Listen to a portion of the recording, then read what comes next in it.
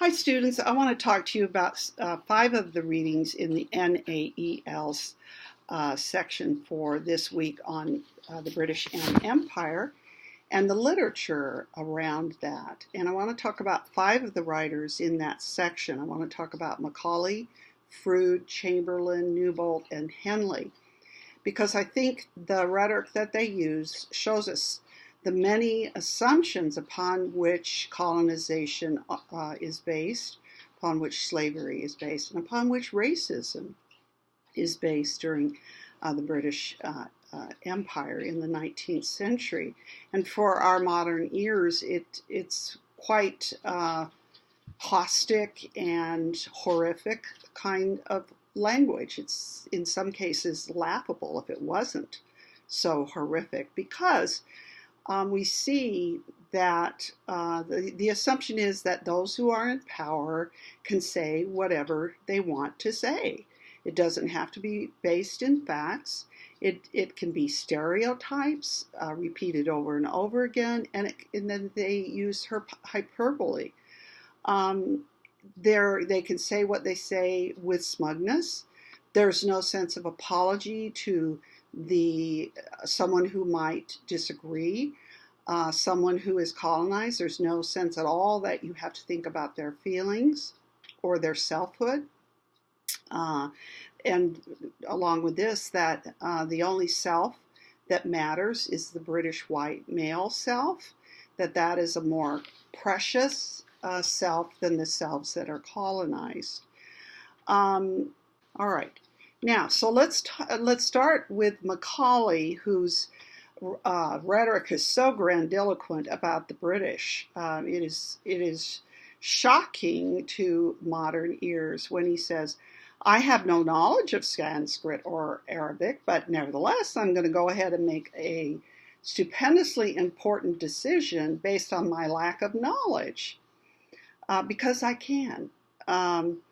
And so then he goes forward and says, "A single shelf of good European literature is worth all of native literature of India and Arabia combined."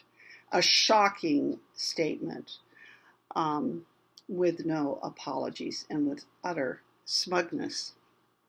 And the sadness to say about that is that he was in a debate as to whose side would win. Would they make the students in India read the literatures of England, or would they have them continue to read Sanskrit? And the party that said English literature was the party that won, and so they were taken by Macaulay's rhetoric.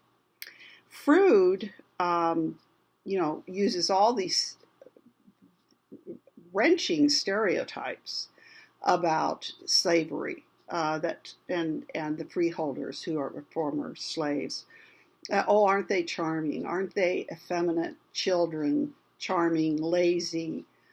They don't really have any ambitions. They're not like us, but they need us. And it's almost as though they're asking us to come in and override their own self and their own governing abilities.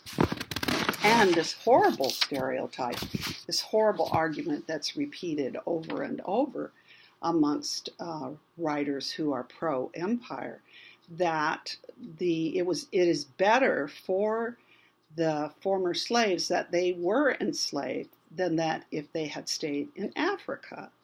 And so what is done with this obfuscatory language and this language of moving off into tangents is that the writers never face up to the ultimate question. And the question that Froude avoids is whether or not slavery or colonization can ever be good. Avoiding the issue seems to be part of this rhetoric. And then when we look at Newbolt and Henley, what we get is this reliance upon a mythology about the white British male who obtained a kind of patriotic, ultra-patriotic masculinity, manliness, courage, bravery, doing his duty, sacrificing himself for the British nation.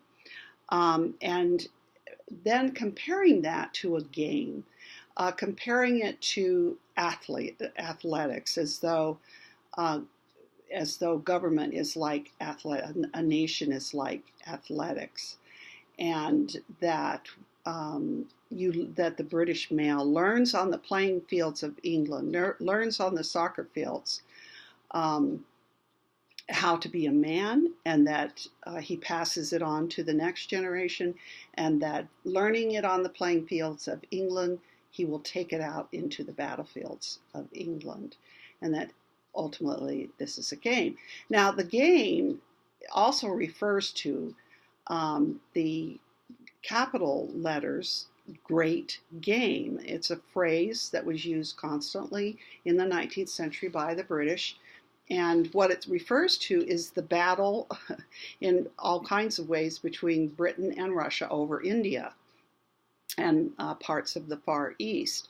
Who was going to have sway and power in those countries? And the British were always fighting with the Russians over India and involved in spying, etc. And this was referred to as the Great Game. If you want to read about it, go read Kim by Kipling. And then let's finish with Chamberlain and more obfuscation with this enormously laughable statement of you cannot have omelets without breaking eggs. Well, who asked you to come break our eggs? Who wanted you here? And this lack of serious rhetoric here, this reliance upon folklore and folk sayings to make your argument for empire. And then this bizarre view of race as though a people, a country, carries in its very genes the blood of great rulership, of being great governors, that he talks about. And this comparison, implicit and explicit comparison with the Roman Empire. They were great governors, they had it in their blood, and we are too, but we have it even better. We're even more powerful and good at being rulers. This self-serving assumption that they were like the Roman Empire, and that the British Empire would end up being in history the greatest empire that had ever existed.